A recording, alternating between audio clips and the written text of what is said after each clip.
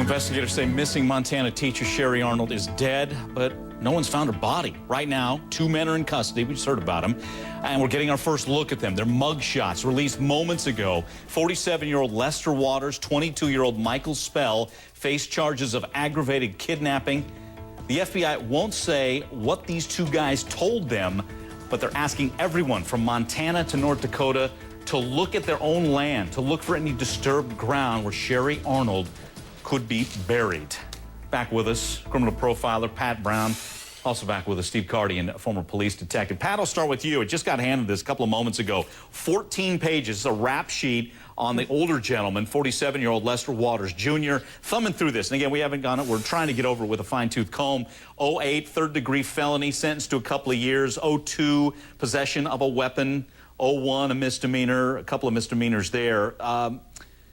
What do you glean from this, Pat? And you had a pretty good read on this one from the beginning. By the way, I'm not seeing anything violent in here, a lot of drug charges as well. But, Pat, your thoughts here. Again, you've had a good beat on this one since day one. Well, you know, I always thought this was a two-man job here. I just didn't buy this. This was a single, like, serial killer. They usually don't pick on women that are this tall. I mean, it sounds odd to people, but it's just true. And that was what struck me as maybe this is a two-man job. And this obviously is a criminal fellow, and he's probably got a little criminal friend that goes with him. And we often see these couples, these duos, the older guy and the younger guy, going and doing some kind of horrific crime. And I heard early on that maybe this was a case of they struck her with a vehicle and then they got scared and went and buried her body. But I find that absolutely ludicrous because obviously they don't want the police to know where her body is, probably because the body is going to show she wasn't hit by a car, but she was probably, unfortunately, brutalized, raped, and murdered. And that's why they have, I think there's a murder charge coming up here, not an accidental death charge. Well, Pat, we got to give credit where credit's due. Last week, before anyone was taken into custody, you came on this program, Prime News, you predicted 2 men drove up, grabbed Sherry. Let's listen to what you said. Again, this is last Thursday, before anyone knew what happened, and we'll get your take coming out of it. That shoe in the ditch, not a good sign. It looks to me like that's an abduction. Somebody pulled her into a vehicle. The person had a vehicle, or maybe 2 people, because it's easier to abduct that way, and took her someplace, drove away with her, and therefore you can search all the bushes nearby, and you're not going to find her there. How'd you know so soon, Pat?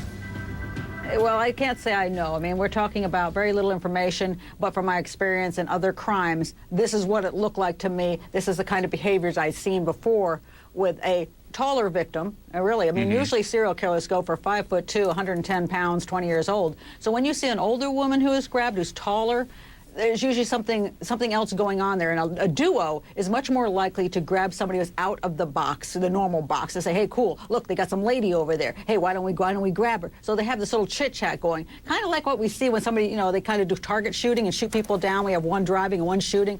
They enjoy the camaraderie. And that's why I believed it was 2 men to begin with. I absolutely believe this is, unfortunately, a sexual homicide, which is very, very sad. Okay.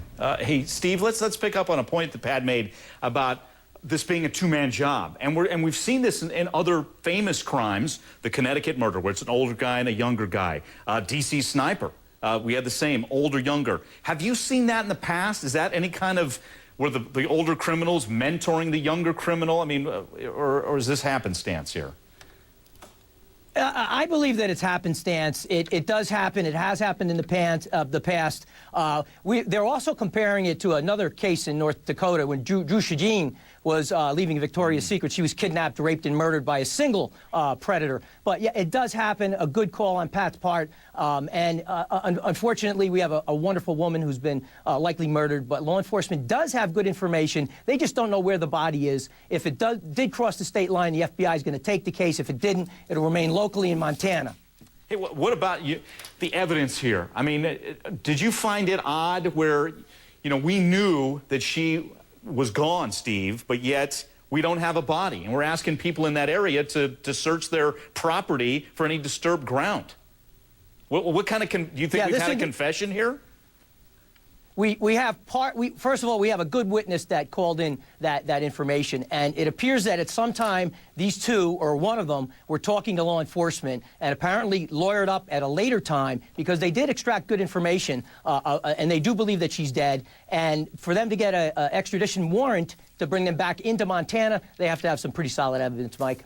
Okay, I want to read a quote for you guys. This is from the mayor, and this is Sydney, Montana. I mean, this has been described as this sleepy small town, about 5,000 people. They don't lock their doors at night. But now listen to this quote. Brett Smells are saying, "We own the day, they own the night." Unfortunately, Sherry was running in the early hours of the morning, about 6:30 in the morning. We're talking about, they've had a new boom here. You got the oil fields being worked on in North Dakota, maybe some transient guys coming through to work. But, what's being described here, Pat, is, guys go, they might have a few too many, maybe there's some bar fights and some trouble. How do you go, and I want, Steve, to get you to weigh in on this as well, but Pat, how do you regain the night? How do you regain a sense of safety in a small community like this? It's very difficult. I mean, in all of our lives, times change. There's an influx of certain kinds of people sometimes because of jobs. We find this in like Vegas and in Atlantic City. Once Atlantic City was a sleepy town and suddenly you'll have gambling every place. You're going to get a bad element that comes in. On one hand, your business brings in money and it makes the town survive. On the other hand, you get some people maybe you don't want around. You have to just be vigilant. I mean, as much as we would all like to live in a utopia and a paradise and be able to go running alone on the road, why shouldn't we be able to see the scenery? It's dangerous, and it's just the way it is. And so I always recommend to women, run where there are people, run in the daylight. Just don't be someplace alone where some creepy guy just going to pop up, and then that's it. Steve? And this is a loss. Steve, how does a small community take back the night? Well, Mike, we see it's a change for them. It's an influx of transient workers, some of them that take along a criminal history, criminal past, and law enforcement and the community have to adapt to it. It takes time to adapt to something new like this. They have to gather their intelligence, they have to hire more people, but it's something that occurs over time, not overnight. Yeah, and it's just sad that, we like to covet those places and protect those places, that they don't have to lock the door. Well, now, obviously, it sounds like this place, they do again. Pat, Steve, thanks again so much, you guys.